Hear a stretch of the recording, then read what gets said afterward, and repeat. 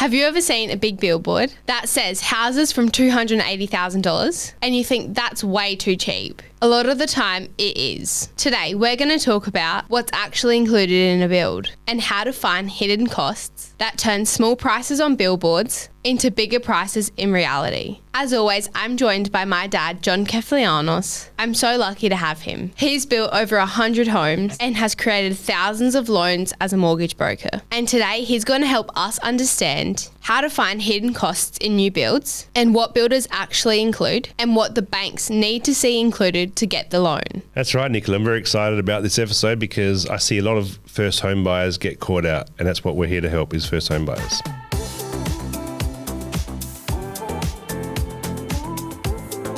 So what are the hidden costs? How do people get away with advertising these low prices and then it turns into a big one? What builders generally do, or what some builders do, they list the price from, so it might be say from $280,000. What that is the actual bare bones basics of a property. So they might have 2.4 high ceilings, they might have no air conditioning, they might have the cheapest floorboard possible, no landscaping, no driveways, no perimeter pass, no fencing.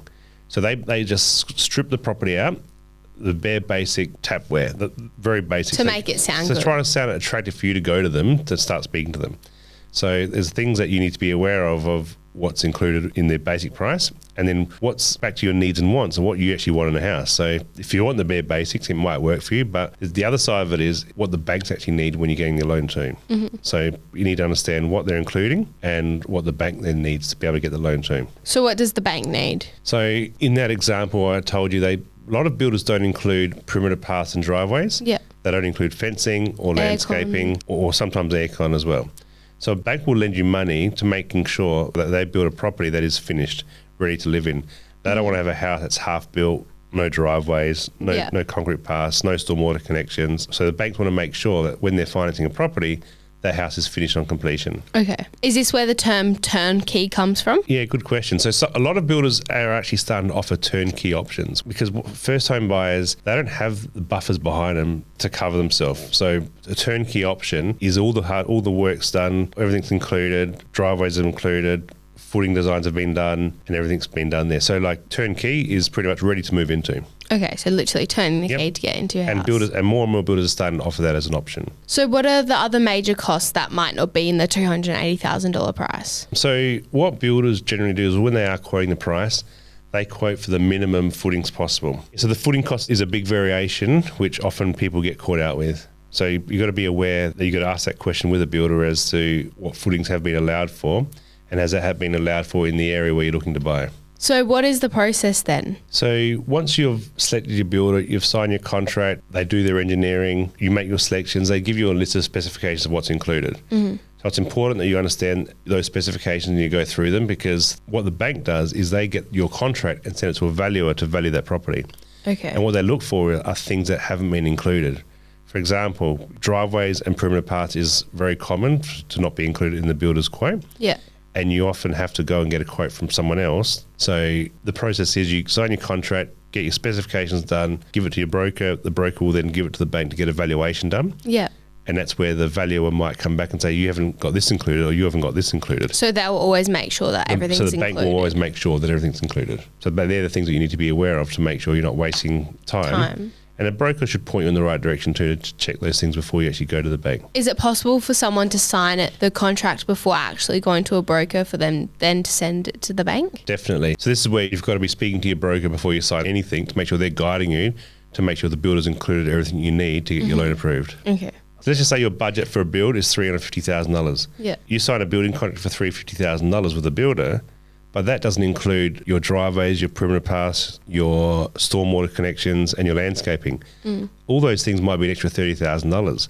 You're then gone above your budget and you can't proceed, but you've signed that contract at $350,000. So then you're stuck. So you're stuck. So it's important to understand what you actually need and what's included before you're signing anything, and confirm everything with your broker before you do proceed.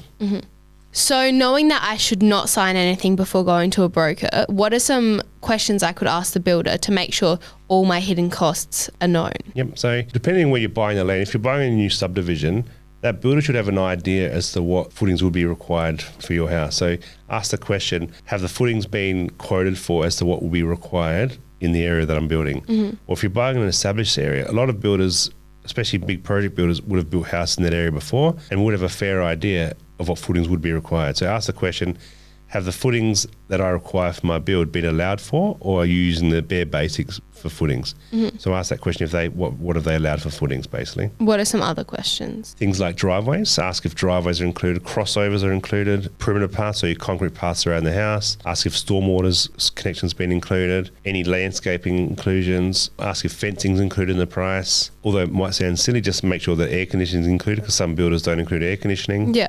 And flooring as well, make sure flooring's included as well, and curtains too. So sometimes you can include curtains too. Some banks will actually require you to put curtains in the property too.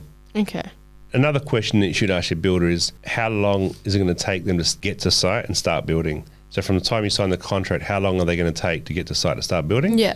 And also, how long are they going to take to build the house? So you want to know that time frame, because some builders might get you to sign a contract today, but they might not be able to start your house for 12 months.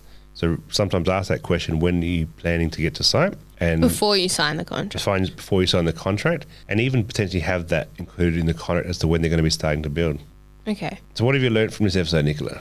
So my biggest takeaway would be, don't sign the contract with the builder until you can actually fund it. So that would be making sure there's a complete package before I go to the broker. Yep, very good. And if the builder doesn't include everything, you'll have to go get independent quotes for things. For example, driveways and footings. Well, the footings are included. The builder will be doing the footings, but the perimeter paths, so the paths around the house, and the landscaping. So you might need to get separate quotes with some builders, because most builders don't offer a turnkey option. Although there are some that are doing that now, most builders don't offer turnkey options. Thanks so much for this one, Dad.